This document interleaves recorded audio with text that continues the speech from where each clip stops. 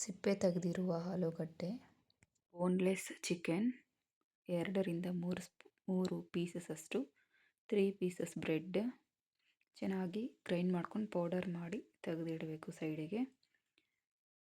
ಆನಂತರ ಚಿಕನನ್ನು ಅದೇ ಜಾರ್ಗೆ ಹಾಕಿ ಚೆನ್ನಾಗಿ ಗ್ರೈಂಡ್ ಮಾಡ್ಕೊಬಂದು ಬೌಲಿಗೆ ತೆಗೆದಿಡಬೇಕು. ಅದೇ ಚಿಕನ್ಗೆ ಸ್ವಲ್ಪ ಈರುಳ್ಳಿ ಹಾಕಿದ ನಂತರ ಕೊತ್ತಂಬರಿ ಸೊಪ್ಪು, ಸ್ವಲ್ಪ ಉಪ್ಪು, ಸ್ವಲ್ಪ ಹಚ್ಚ ಖಾರದ ಪುಡಿ, ಹಾಗೆ ಅರ್ಧ ಸ್ಪೂನಷ್ಟು ಧನಿಯಾ ಪುಡಿ, ಸ್ವಲ್ಪ ಶುಂಠಿನೂ ಹಾಕಿ ಚೆನ್ನಾಗಿ ಉಂಡೆ ಮಾಡಿಕೊಂಡು ಗೋಬಿ ಎಷ್ಟಿರುತ್ತೋ ಅಷ್ಟು ಶೇಪಲ್ಲಿ ಮಾಡಿಕೊಂಡು ಅದನ್ನು ಆಯಿಲಲ್ಲಿ ಫ್ರೈ ಮಾಡ್ಕೊಬರೋಣ. ಸ್ವಲ್ಪ ಆಯಿಲ್ ಹಾಕಿದ್ದೀನಿ ನಾನು.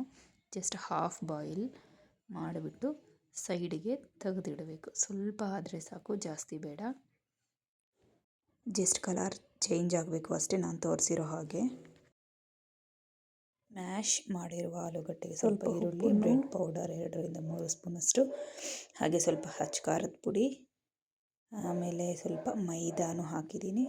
ಅದಕ್ಕೆ ಒಂದು ಮೊಟ್ಟೆನ ಹೊಡೆದಾಕ್ಬಿಟ್ಟು ಚೆನ್ನಾಗಿ ಮಿಕ್ಸ್ ಮಾಡಿಕೊಂಡು ನಾನು ತೋರಿಸೋ ಥರ ಆಗಲೇ ಫ್ರೈ ಮಾಡಿರುವಂತಹ ಚಿಕನ್ ಬಾಲ್ಸ್ನ ಈ ಆಲೂಗಡ್ಡೆ ಒಳಗಡೆ ಫಿಲ್ ಮಾಡಬೇಕು. ನಾನು ತೋರಿಸಿರೋ ಥರ ಫಿಲ್ ಮಾಡಿ ಆ ಬಾಲ್ನ ಎತ್ತಿ ಬ್ರೆಡ್ ಪೌಡರಲ್ಲಿ ಡಿಪ್ ಮಾಡಬೇಕು.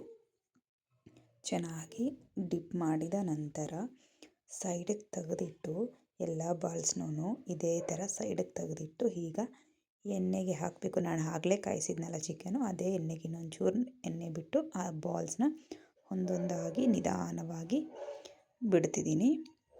ಇದು ಬಿಟ್ಕೊಂಡ್ಬಿಡುತ್ತೆ, ನಿಧಾನವಾಗಿ ಕದಲಿಸ್ಬೇಕು.